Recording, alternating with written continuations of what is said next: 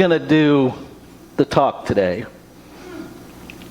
And we wish we knew what we were going to say, but we really don't, because we're just living on the edge with everything else.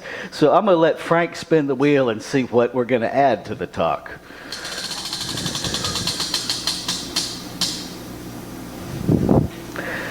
How do I love in the midst of hate? For those of you who don't know, Frank Mastoris. Frank is a licensed practitioner and a ministerial intern. He has passed all of his written exams, and in August he will sit for his licensing panels. And in the meantime, well, school is in session.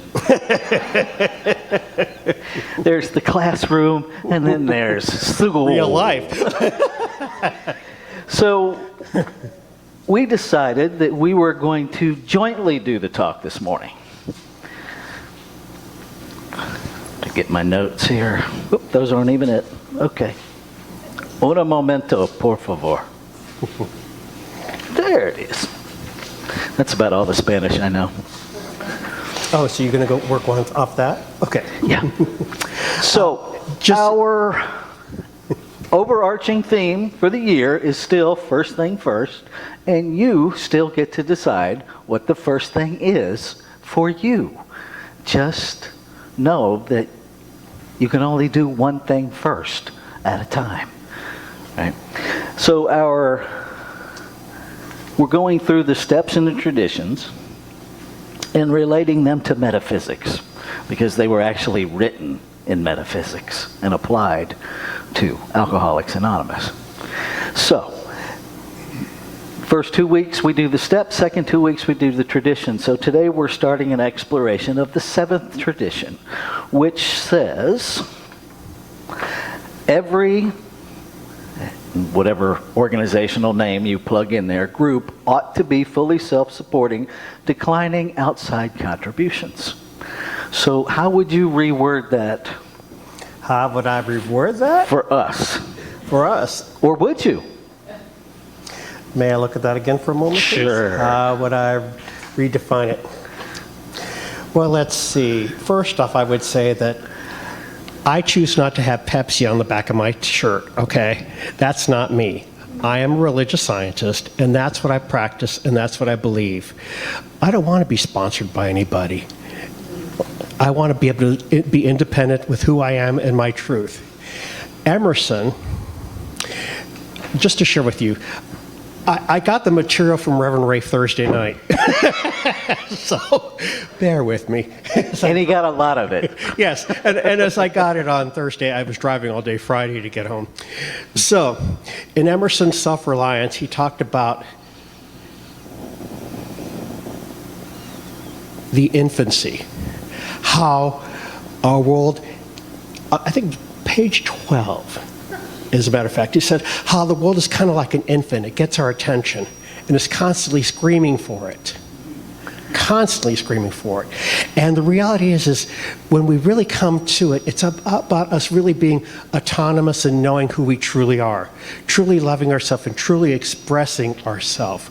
We are one with and inseparable from that thing called God. Individually and collectively, we as a community are one divine expression. One divine expression and independent. And when we come into that awareness that we are independent and that we have everything within us that we need individually, we have everything within us that we need collectively. We're not separate, it's all one. And it's all us. And it's all perfect, even when it appears like it's falling to pieces. Right. Even when it's like today, we had multiple issues happen. Did we? Well, I didn't notice. I walked in, Reverend said, well, this person's not here, that person's not here, this person isn't here, that person's not there. And I looked at him and said, he said, we'll just figure it out. So we figured it out, okay? We have all that we need in us already. And that doesn't mean we don't want to be loved and supported, because we are all loved and supported. But it does mean that we need to stand in our truth authentically. Authentic truth is who we are. And as I'd like to share a little comment about the question, how do we love in the midst of hate? It's a choice. People are always going to criticize us for something. Basically what it comes down to is, you didn't do it my way. When I get any type of criticism, I take it within, and I say, is there something I need to learn from this? Or something that I can learn from it? And my response to criticism is either A, I accept it and say I can make a change, or B, I stand in my truth of what I believe.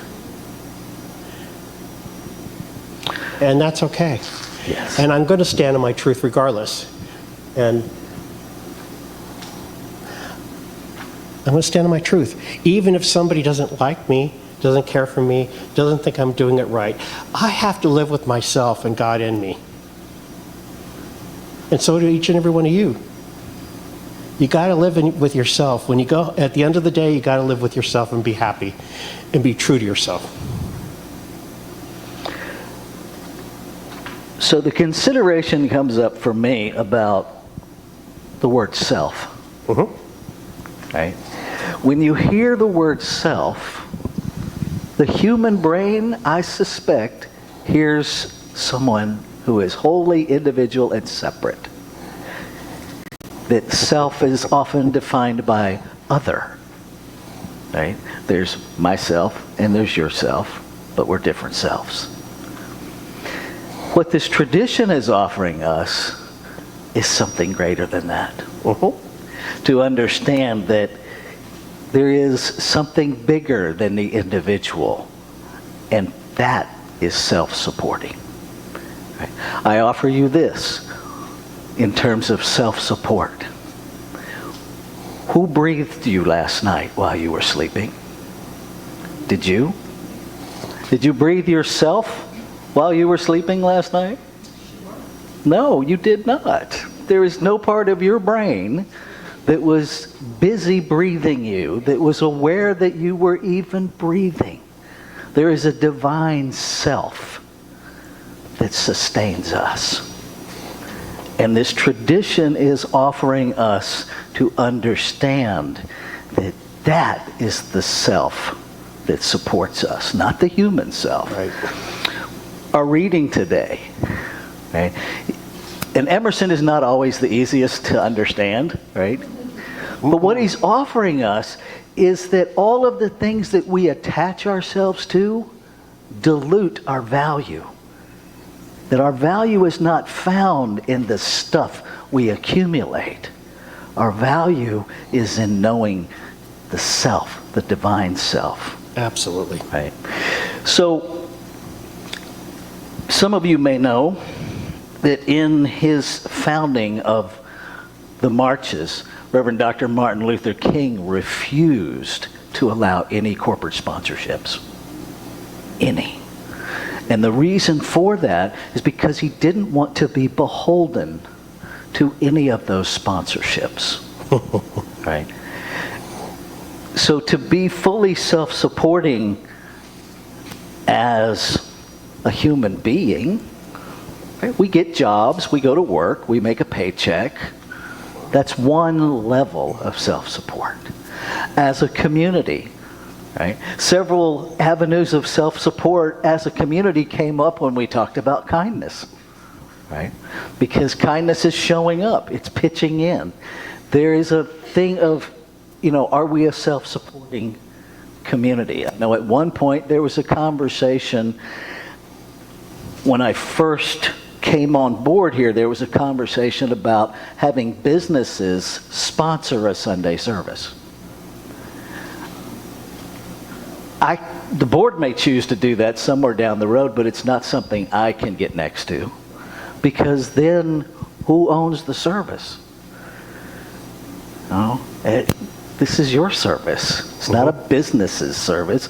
And it begs the question, are we willing to financially support a community we say is important to us? What I've witnessed in 40-some years of 12-step recovery is drunks and junkies they have nothing, figure out how to sustain a meeting, how to pay rent on a facility, how to actually manage the money to be self-supporting, to pay for the literature, to pay for the coffee, to take care of what is precious to them. And so that's a part of being self-supporting. Right. Through our own contributions. What are some ways that you contribute, Frank, and have over the years? Well, besides tithing, presents, sometimes sermons, sometimes just being loving people when they appear to be unlovable, sometimes sitting with someone when they're grieving. As many of you know, I'm a nurse, so a large part of my time, besides physically taking care of somebody, is sometimes sitting with families when their loved one is dying, or being present at the moment when somebody's on their last breath. Sometimes I'm the person holding the finger in the dike, literally. I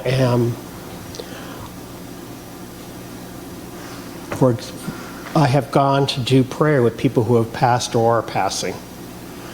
I have gone to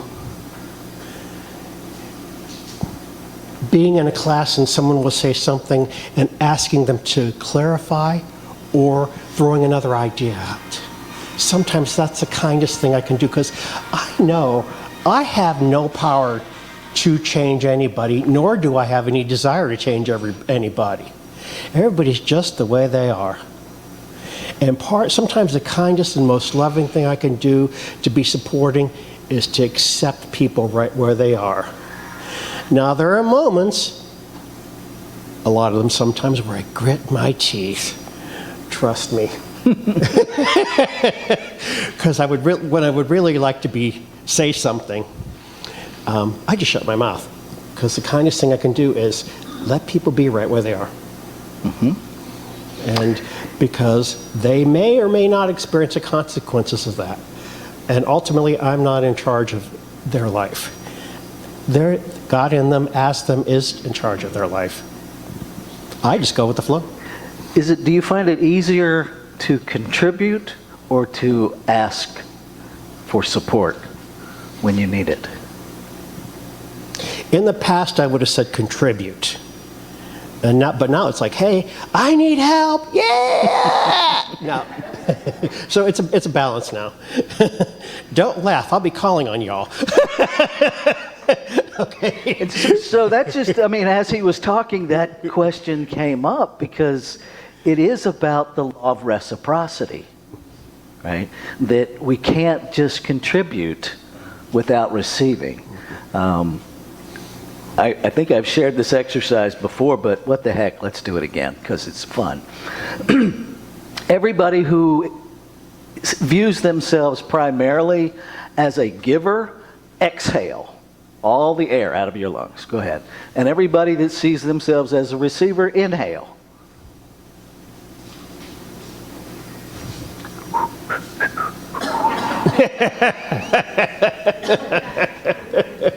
See, eventually you have to do the other, right? Eventually. That gift was a gift of Reverend Maggie Buck in Santa Rosa, California.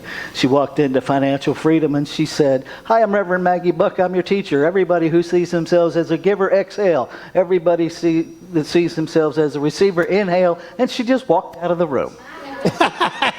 And there we sat, turning blue. And she was gone for like 3 minutes, and she walked back in and she said, "Do you get it?"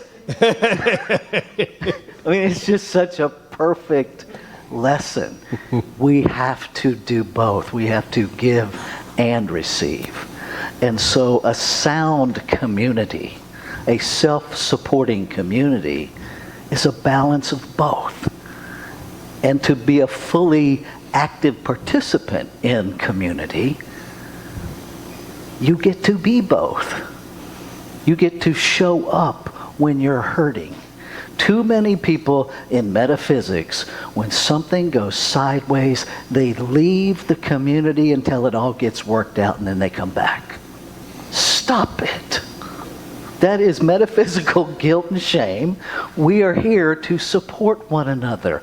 We are in physical form. Things are going to go sideways. We live in a society. Things are going to go sideways. I don't know if you've noticed, but things are a little sideways. No matter what political bent you have, things are kind of wonky, right? How do you love in the midst of hate? Do you know the story about the two wolves? Right, some of you do. It's two wolves, hate and love. And a young man is asking his grandfather, it's an American Indian traditional story. And he's like, which one's going to win? Because I feel like these two wolves are fighting inside of me. And the grandfather simply looks at him and smiles and says, the one you feed. The one you feed. And you get to make that choice. So are you going to feed your love, or are you going to feed your hate? Yeah. You don't have to struggle to stop the hate. Just stop feeding it. Right? When there are plants, right? Anybody else in here, house is a place where plants go to die? So it's really quite simple. You take the plant home, set it on the counter, and forget about it. It will die. Right? So the hate is the same way. You have an awareness of it, put it on a shelf, and just forget about it. Yeah. Don't try to get rid of it, because every time you try to get rid of it, you're feeding it energy. Right. And it will stay alive. Yeah, when you were talking about the plant, I have to admit, I have the black thumb of death. I look at them and they roll over and die. I could kill a cactus, okay? I admit I have. I've killed cactuses. They're supposed to be the easiest plant on the planet to manage, and I could kill a cactus. Oh, Lord have mercy.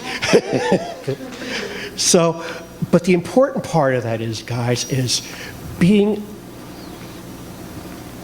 acknowledging both sides of who we are.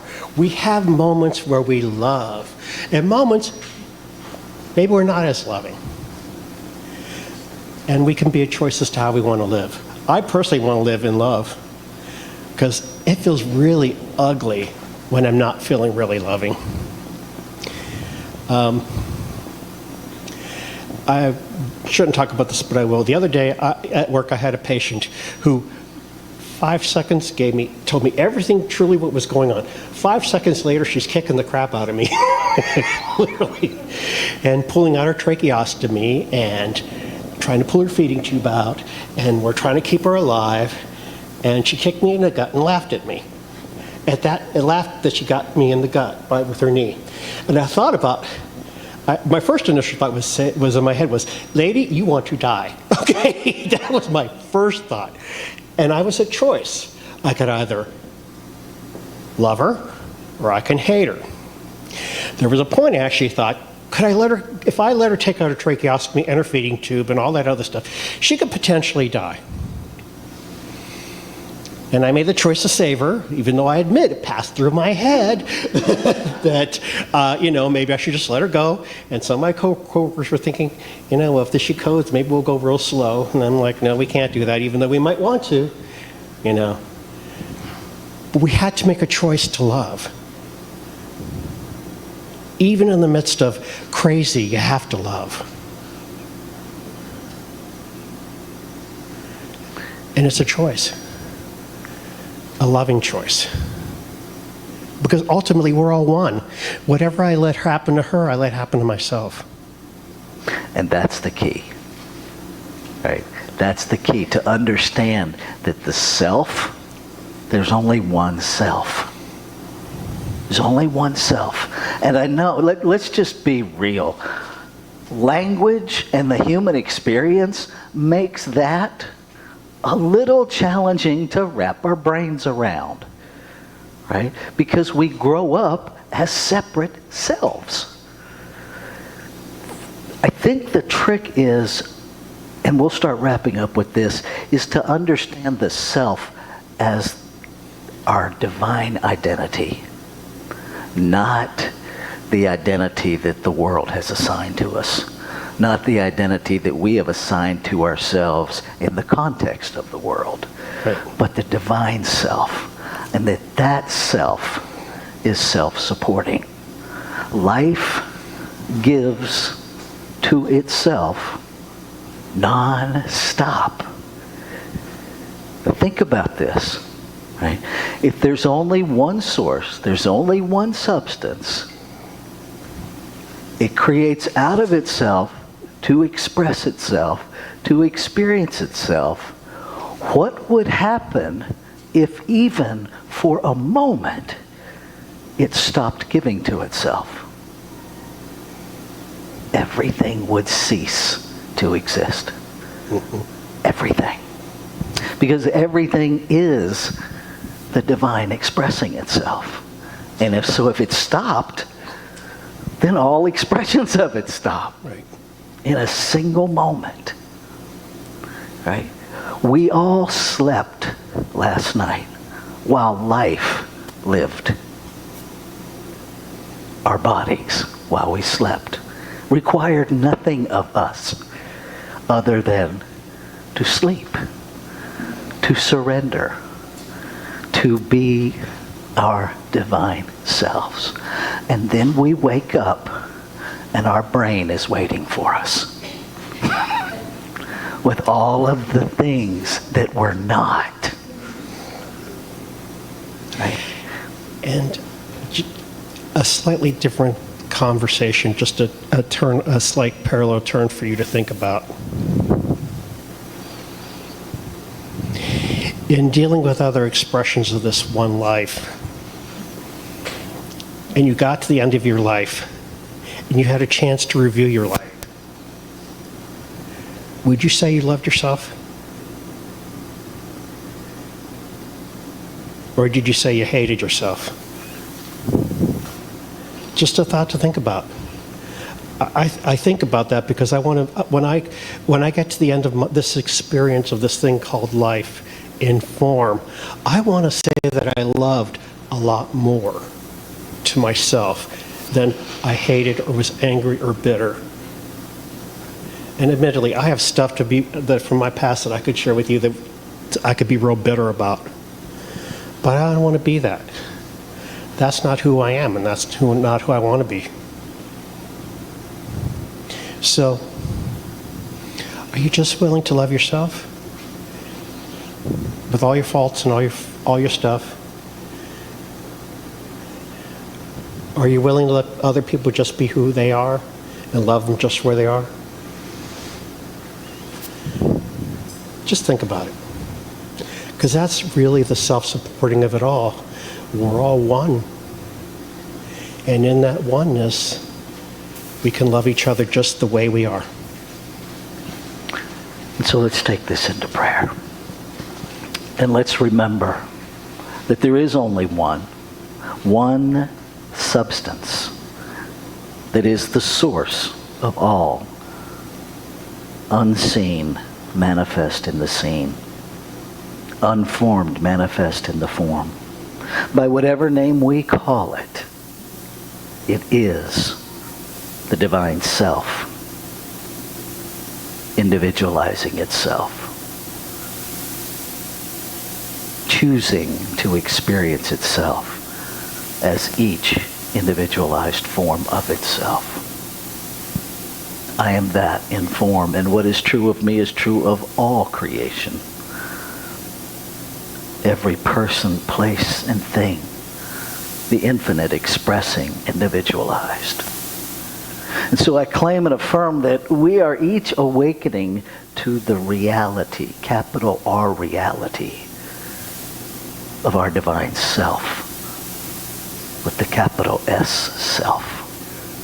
And that we are allowing that self to support the human self, to support every relationship, to support every kinship, to be the go-to to know the truth of our being. And I celebrate the truth that every expression already is whole, perfect, and complete. Beyond behavior, the essence is whole, perfect, and complete. And so I celebrate that the word spoken is the word fulfilled, and I let go of the need to see it because I already know it is. And life supporting life will evidence itself as I open to it. And so I let go. I let go of all of the nonsense that says the human me is going to do anything.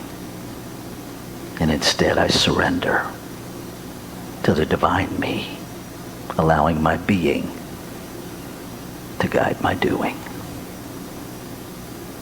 And I invite you, if these words resonate at the deepest level of you, as familiar, to own them as your own, as we say together, and so it is.